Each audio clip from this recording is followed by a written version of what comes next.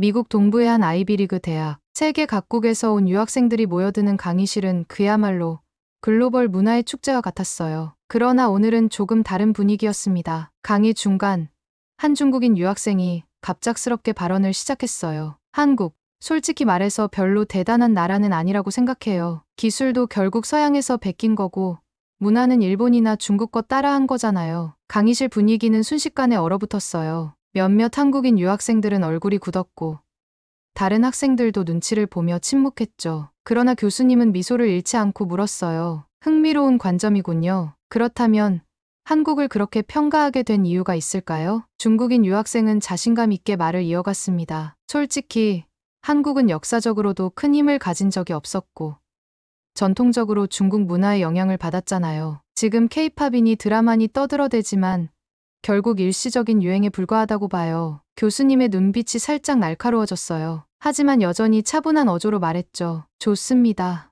그럼 오늘 강의의 주제와 연관지어 이야기를 계속해볼까요? 여러분, 이건 단순히 한국과 중국의 문제가 아닙니다. 국제관계와 문화 교류에 대한 중요한 논의가 될 수 있죠. 다들 어떻게 생각하나요? 교수님의 질문에 강의실이 잠시 조용해졌지만 한 미국인 학생이 용기 내어 손을 들었어요. 교수님, 제 생각에 한국은 분명히 독특한 성취를 이루어낸 나라라고 봅니다. 제가 알기로 한국은 식민 지배와 전쟁 같은 극심한 어려움을 겪었음에도 불구하고 짧은 시간 안에 경제적, 문화적으로 세계적인 영향력을 발휘하게 되었잖아요. 중국인 유학생은 고개를 저으며 반박했어요. 물론 경제 발전은 인정합니다. 하지만 그건 외국 자본과 기술 덕분이지 독창적인 게 아니죠. 미국이나 일본 같은 나라 없었으면 불가능했을 겁니다. 그때 또 다른 학생이 손을 들었어요. 이번엔 한국인 유학생이었습니다. 중국 학생의 의견에 공감하는 부분도 있지만 반박하고 싶은 부분도 있어요. 한국이 외부로부터 도움을 받은 건 사실이지만 그걸 성공적으로 활용해서 지금의 자리를 만든 건 한국 사람들의 노력 덕분이라고 생각해요. 게다가 한류는 단순히 따라하기가 아니라 한국만의 창의성을 녹여낸 결과라고 봅니다. 이 발언에 교수님은 고개를 끄덕이며 말을 이었어요. 중요한 지적입니다. 국가의 발전은 단순히 자원이나 도움만으로 이루어지는 게 아닙니다. 문화를 발전시키고 기술을 혁신하며 새로운 가치를 창출하는 데는 독창성과 노력이 필수적이죠. 그렇다면 오늘 논의의 핵심으로 돌아가 봅시다. 한국이 현재 글로벌 무대에서 주목받고 있는 이유는 무엇일까요? 중국인 유학생은 여전히 자신만만하게 말했어요. 그래도 제 의견은 변하지 않습니다. 한국이 지금 주목받는 건 단지 운이 좋았던 거라고 생각해요. 예를 들어 K-팝이나 K-드라마가 인기 있는 건 마케팅이 뛰어나서일 뿐 본질적으로는 큰 차별화가 없죠. 강의실에 다시 긴장감이 맴돌았습니다. 그때 교수님이 천천히 자리에서 일어났어요. 좋습니다. 의견이 다양하군요. 하지만 제 강의에서 우리가 배워야 할 중요한 점은 편견에서 벗어나 사실과 근거로 논의하는 법입니다. 교수님은 노트북을 켜서 강의실 스크린에 한국의 경제 성장 그래프를 띄웠어요. 이 그래프를 보십시오. 1950년대 한국은 세계에서 가장 가난한 나라 중 하나였습니다. 그러나 지금은 세계 10위권 경제 대국이 되었죠. 여러분, 이걸 단순히 운으로 설명할 수 있을까요? 학생들이 고개를 갸웃거리자 교수님은 또 다른 데이터를 띄웠습니다. 이번엔 세계지식재산기구 WIPO가 발표한 혁신지수였습니다. 한국은 이 지표에서 상위권에 위치해 있습니다. 특히 기술 개발과 특허 출원에서 세계적인 선두주자죠. 이건 단순히 운으로 설명하기 힘든 성과 아닐까요? 교수님은 잠시 말을 멈추고 학생들을 바라봤어요. 마케팅도 중요하지만 그것만으로는 한 나라의 문화와 산업이 세계적으로 인정받을 수 없습니다. 여기에는 수십 년간의 노력과 창의성, 그리고 열정이 담겨 있죠. 자, 다른 의견이 있는 학생이 있으면 말해보세요. 강의실 분위기가 조금씩 달라지기 시작했어요. 중국인 유학생은 살짝 당황한 표정을 지었고 다른 학생들은 적극적으로 손을 들기 시작했죠. 교수님의 날카롭고도 차분한 설명에 강의실에 있던 학생들은 하나둘씩 고개를 끄덕이기 시작했습니다. 분위기가 조금 누그러지자 교수님은 다시 한번 질문을 던졌습니다. 여러분, 한국은 과거 식민지 경험과 한국전쟁의 참화를 겪고도 이렇게 빠르게 성장할 수 있었습니다. 그렇다면 이런 성과의 배경에는 어떤 요인이 있었을까요? 단순히 외부 지원만으로 이루어졌다고 생각하나요? 이때 또 다른 학생, 한 유럽 출신 유학생이 손을 들고 발언했습니다. 교수님, 제가 알기로는 한국은 교육에 대한 열정이 굉장히 높은 나라라고 들었습니다. 사실 제가 한국에 잠시 교환학생으로 다녀왔을 때도 느꼈어요. 학생들이 정말 열심히 공부하고 학부모들도 교육에 엄청난 열정을 쏟더라고요. 이런 교육 열기가 지금의 한국을 만든 중요한 원동력이라고 생각합니다. 한국인 유학생도 덧붙였습니다. 맞아요. 그리고 그런 교육 열정이 기술 개발과 창의적인 산업 성장으로 이어졌습니다. 특히 IT 분야에서 삼성이나 LG 같은 기업들이 세계적인 위치에 올랐잖아요. 이건 단순히 자본이 아니라 꾸준한 연구개발과 노력의 결과라고 생각해요. 교수님은 환하게 미소 지으며 고개를 끄덕였습니다. 정확합니다. 교육과 기술 개발, 그리고 인내와 끊임없는 노력이 오늘날 한국의 성과를 가능하게 했죠. 그리고 한국이 이런 성장 속에서도 문화적으로 세계를 놀라게 한 건 단순한 유행이 아니라 자신들만의 정체성을 만들어낸 결과입니다. 이 말을 들은 중국인 유학생은 조용히 생각에 잠긴 듯 보였습니다. 강의실은 다시 토론으로 활기를 띠었고 학생들은 한국에 대해 더 깊은 관심을 가지기 시작했어요. 교수님은 마무리하며 말했습니다. 여러분, 오늘 배운 건 단순히 한 나라에 대한 이야기가 아닙니다. 우리 모두는 각국의 역사와 문화를 존중하며 편견을 내려놓고 사실과 노력의 가치를 봐야 합니다. 이것이야말로 진정한 글로벌 시민의 자세 아닐까요? 학생들 모두 박수를 치며 강의를 마무리했습니다. 그날 강의 이후 중국인 유학생 리우는 계속해서 한국에 대해 생각하지 않을 수 없었어요. 교수님과 다른 학생들의 논리가 꽤 설득력이 있었지만 여전히 마음속에는 의문이 남아 있었습니다. 정말 한국이 그렇게 대단한가? 아니면 다들 너무 과장하는 걸까? 몇 달 후, 리우는 여름방학을 맞아 친구와 함께 여행을 계획하게 됐어요. 원래는 유럽 여행을 생각했지만 강의 때의 일이 떠오르면서 자연스럽게 한국으로 방향을 틀게 되었죠. 직접 가보면 알겠지. 뭐 얼마나 특별하겠어? 리우는 그렇게 반신반의하며 비행기에 몸을 실었습니다. 비행기가 인천공항에 도착하자마자 리우는 예상치 못한 놀라움을 느꼈어요. 공항은 첨단 기술과 세련된 디자인으로 가득했고 입국 심사와 수화물 수령 과정도 믿기 힘들 만큼 빠르고 효율적이었습니다. 공항부터 다르네. 그래도 이건 단지 첫 인상이겠지. 리우는 스스로를 진정시키며 공항철도에 몸을 실었습니다. 서울 도심에 도착하자 또 다른 충격이 기다리고 있었어요. 여긴 진짜 네온사인이 빛나는 현대 도시네. 그리고 도로는 왜 이렇게 깨끗해? 리우는 지하철을 타면서도 놀라움을 감추지 못했어요. 지하철은 시간에 딱 맞게 도착했고 내부는 호텔처럼 깔끔했으며 인터넷은 빠르고 무료였습니다. 리우는 첫날 유명한 한식 레스토랑에 가서 불고기와 비빔밥을 맛보았습니다. 생각보다 훨씬 섬세한 맛에 감탄했죠. 그런데 주문한 요리와 함께 제공된 다양한 반찬을 보고는 더 놀랐습니다. 이걸 다 공짜로 준다고?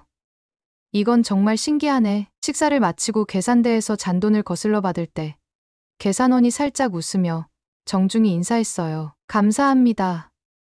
좋은 하루 되세요. 리우는 순간 멍해졌습니다. 이렇게까지 친절한 나라가 있나? 리우의 한국에서의 첫날은 매 순간 새로운 감동과 충격으로 가득 찼습니다. 그러나 그의 진짜 한국 깨달음은 며칠 뒤 예상치 못한 사건을 겪으면서 찾아오게 됩니다. 리우는 한국에서 며칠을 보내며 점점 이 나라의 매력에 빠져들기 시작했어요. 첫날의 놀라움은 시간이 지날수록 더 깊어졌습니다. 그는 관광객으로서의 경험뿐만 아니라 한국의 일상적인 모습을 관찰하며 진짜 한국을 이해하려고 노력했죠. 하루는 늦은 저녁, 리우는 서울 한복판을 혼자 걸어 다녔습니다. 이 시간에도 사람들이 이렇게 많다고? 그는 밤늦은 시간에도 카페에서 공부를 하는 학생들, 공원을 산책하는 가족들, 심지어 혼자 조용히 산책을 즐기는 여성들을 보며 충격을 받았습니다. 중국에서 밤에 이렇게 자유롭게 돌아다니는 건 상상도 못해. 게다가 이 거리, 쓰레기 하나 없이 깨끗하네. 그는 문득 서울의 밤하늘을 올려다보며 생각에 잠겼습니다. 이건 단순히 경제력의 문제가 아니야. 사람들의 의식 수준이 다르다는 거지. 그 다음 날, 리우는 한국인 친구와 함께 경복궁을 방문하게 되었어요. 친구는 한복 체험을 하자며 리우에게 권유했습니다. 처음엔 조금 민망했지만 막상 한복을 입고 궁궐 안을 거니는 경험은 그에게 깊은 인상을 남겼습니다. 와, 이게 전통 의상이라니 너무 세련된 느낌인데? 그 후 한복을 입고 찍은 사진을 SNS에 올리자마자 댓글이 폭발적으로 달렸습니다. 이게 한국의 문화구나. 전통을 이렇게나 멋지게 보존하고 현대와 어우러지게 만들다니. 또 다른 날, 리우는 버스를 타고 서울 외곽의 작은 마을로 여행을 떠났습니다. 버스 안에 설치된 무선 충전기와 노약 좌석에 자리 잡은 사람들의 예의를 보며 다시 한번 감동했습니다. 이 정도로 세심하게 신경을 쓰다니 작은 것에서 큰 차이가 느껴지는군. 그가 방문한 마을에서는 시장을 둘러보다가 우연히 할머니가 운영하는 작은 떡집을 발견했습니다. 떡 몇 개를 사려고 계산을 하는데 할머니는 환한 미소로 떡 몇 개를 더 넣어주며 말했죠. 멀리서 왔으니 많이 먹어봐요. 한국에 와줘서 고마워요. 이유는 그날 밤 숙소에서 한국에서의 경험을 돌이켜보며 혼잣말했습니다. 왜 모두가 한국을 특별하다고 하는지 이제 조금 알 것도 같아. 겉으로 보이는 발전만이 아니라 그 안에 있는 사람들의 마음이 이 나라를 이렇게 만드는 거구나. 그러나 그의 한국에 대한 진정한 깨달음은 마지막 날 예기치 못한 사건을 통해 이루어지게 됩니다. 한국에서의 마지막 날 이유는 명동의 한 유명한 식당에서 점심을 먹기로 했어요. 메뉴판에 적힌 음식 중 하나가 눈에 띄었는데 그건 바로 삼계탕이었습니다. 삼계탕. 여름에도 닭을 뜨겁게 끓여 먹는다고. 정말 이상하네. 그는 반신반의하며 주문했죠. 음식이 나오자 리우는 처음엔 조금 실망했습니다. 이게 유명한 음식이라고? 그냥 닭이 들어간 국물 요리 같은데? 하지만 한 입을 먹어본 후 삼계탕의 깊고 진한 맛에 완전히 빠져들었습니다. 생각보다 훨씬 맛있네. 그리고 이 국물, 몸이 회복되는 느낌이야. 맛있게 식사를 마치려던 그 순간 갑자기 옆 테이블에 있던 한국인 손님들이 자신을 가리키며 웅성거리기 시작했습니다. 리우는 순간 당황했습니다. 뭐지? 내가 뭔가 잘못했나? 알고 보니 이유가 삼계탕을 먹는 방식이 한국 문화에서는 신뢰가 될 수 있는 행동으로 보였던 겁니다. 그는 닭을 손으로 뜯으며 먹고 있었는데 이 모습이 약간 거칠어 보였던 거죠. 옆 테이블의 사람들이 속닥거리는 소리를 듣자 리우는 얼굴이 뜨겁게 달아올랐습니다. 내가 뭔가 잘못한 거라면 미리 말해줬으면 좋았을 텐데 역시 한국인들도 꽉 막혔군. 그는 순간적으로 부정적인 생각이 들었습니다. 그러나 그 순간 옆 테이블의 한 중년 남성이 자리에서 일어나 리우에게 다가왔습니다. 리우는 긴장하며 고개를 들었는데 뜻밖에도 그 남성은 부드럽게 웃으며 말했습니다. 외국 분이시죠? 삼계탕 드시는 법을 잘 모르실 수도 있을 것 같아서요. 혹시 드시기 불편하면 이걸 써보세요. 그 남성은 리우에게 젓가락과 숟가락을 이용해 닭을 깔끔하게 발라내는 방법을 보여주었습니다. 놀랍게도 그는 영어로 천천히 설명하며 리우가 이해하기 쉽게 도와주었죠. 한국에서는 이렇게 먹는 걸 더 선호해요. 물론 손으로 먹어도 괜찮지만 편하신 대로 드세요. 리우는 그 순간 큰 깨달음을 얻었습니다. 처음엔 자신이 비난받고 있다고 느꼈지만 사실은 모두가 그를 돕고 싶었던 것이었죠. 그는 부끄럽고 동시에 감사한 마음으로 다시 음식을 먹기 시작했습니다. 식사를 마치고 나오는 길, 리우는 그 남성에게 다시 한번 감사의 인사를 전했습니다. 저를 불편하게 하려던 게 아니었군요. 오히려 도와주시려 했다는 걸 몰랐습니다. 정말 감사합니다. 그 남성은 웃으며 답했습니다. 한국에서는 외국 분들이 오시면 최대한 돕고 싶어 해요. 익숙하지 않은 문화에서 실수하는 건 당연한 일이잖아요. 다음에 또 오시면 더 많은 한국 음식을 즐기시길 바랍니다. 리우는 그날 자신이 한국에 대해 가지고 있던 고정관념이 완전히 깨졌다는 걸 느꼈습니다. 리우는 식당을 나서며 자신이 느꼈던 부끄러움과 동시에 찾아온 따뜻함을 곱씹었습니다. 길을 걷는 내내 그는 한국에서의 경험을 하나하나 떠올렸습니다. 그날 저녁, 리우는 명동의 한 카페에 앉아 여행 중 찍었던 사진과 동영상을 정리하고 있었습니다. 웃고 있는 한국인들의 얼굴, 잘 정돈된 거리, 맛있었던 음식 사진들. 한국 사람들은 진짜 따뜻하네. 내가 뭔가 잘못했다고 생각한 순간에도 나를 비난하려던 게 아니라 도와주려는 거였어. 그는 혼자 중얼거리며 처음으로 깨달았어요. 그동안 내가 한국에 대해 가지고 있던 편견은 사실 무지에서 온 거였구나. 한국은 단순히 화려한 겉모습만 있는 게 아니야. 그 속에 더 깊은 뭔가가 있어. 그는 문득 한국 여행 중 만났던 다른 순간들도 떠올랐습니다. 경복궁 앞에서 길을 헤매던 자신에게 다가와 한참 동안 영어로 길을 설명해 주던 대학생. 지하철에서 떨어뜨린 지갑을 끝까지 쫓아와 돌려줬던 할머니. 그리고 떡을 더 챙겨주며 웃던 시장의 할머니까지. 이유는 여행 전 한국에 대해 의심의 눈초리를 보냈던 자신의 모습이 떠올랐습니다. 나는 그냥 외면만 보고 판단하려 했어. 사실 한국은 나를 향해 이렇게 많은 배려를 보여줬는데. 이유는 자신의 블로그에 글을 쓰기 시작했습니다. 나는 한국을 떠올리며 단지 경제 발전이나 화려한 문화만을 떠올렸다. 하지만 이번 여행을 통해 깨달았다. 진짜 한국은 그 속에 있는 사람들의 마음에서 나온다. 그들은 때로 낯선 문화와 언어에 익숙지 않은 나를 향해 손을 내밀었고 나를 비판하기보다 도와주려 했다. 그는 글을 마무리하며 결심했습니다. 다음번엔 더 많은 사람들과 이야기를 나누고 한국의 더 많은 모습을 보고 싶어. 카페를 나와 숙소로 걸어가던 리우는 잠시 멈춰 서서 서울의 야경을 바라봤습니다. 화려한 빌딩들 사이로 비친 한국의 불빛은 그날따라 조금 더 따뜻하게 느껴졌습니다. 한국 정말 대단한 나라야. 이제 한국을 떠나는 날이 하루 앞으로 다가왔습니다. 하지만 이 여행은 리우에게 새로운 시각과 깊은 감동을 남겼죠. 리우는 한국에서의 마지막 날 아침, 짐을 싸며 창밖을 바라봤습니다. 서울의 활기찬 풍경이 이제는 낯설지 않았습니다. 이곳에서 경험한 모든 일이 그의 마음을 바꾸어 놓았죠. 인천공항에 도착한 리우는 마지막으로 면세점에서 가족들에게 줄 선물을 골랐습니다. 한류 스타가 그려진 기념품과 한복을 입은 인형, 그리고 한국 전통차를 몇 상자 샀죠. 내가 한국을 떠올릴 때 이런 따뜻한 추억이 함께 떠오를 거야. 체크인을 마치고 탑승구로 향하던 중 그는 한 무리의 외국인 관광객들이 한국 직원과 소통에 어려움을 겪는 모습을 보았습니다. 리우는 무심코 발걸음을 멈추고 그들을 도왔어요. Excuse me. Can I help you translate? 관광객들은 고마움을 표현했고 직원 역시 웃으며 리우에게 감사 인사를 건넸습니다. 저보다도 더 한국 사람 같으시네요. 리우는 그 말을 듣고 깜짝 놀랐습니다. 자신도 모르게 한국에서 배운 배려와 친절을 몸소 실천하고 있었던 것이죠. 내가 한국에서 배운 건 단지 문화가 아니었어. 사람들과의 진정한 연결, 그리고 따뜻한 마음이었어. 비행기에 올라 자리에 앉은 리우는 창밖을 바라봤습니다. 멀리 보이는 서울의 풍경이 점점 작아지고 있었죠. 한국에서 내가 배운 것들을 돌아가서도 실천할 수 있을까? 그는 스스로에게 물었습니다. 리우는 한국에서 겪었던 경험과 깨달음을 자신만의 방식으로 전 세계 사람들에게 전하고 싶다는 다짐을 했습니다. 그는 블로그뿐만 아니라 유튜브 채널도 만들어 한국에서의 경험을 생생히 기록하기로 결심했습니다. 한국은 단지 경제적으로 발전한 나라가 아니야. 그 속에 따뜻한 사람들과 깊은 문화가 있어. 이걸 전 세계 사람들에게 알리고 싶어. 비행기가 이륙하자 리우는 마지막으로 한국에서 찍은 사진을 꺼내 보았습니다. 경복궁에서 찍은 한복 사진, 길거리에서 만난 시장의 할머니, 그리고 삼계탕 식당에서 찍은 음식 사진들. 이 모든 게 그리울 거야. 그는 작은 목소리로 속삭였어요. 고맙습니다.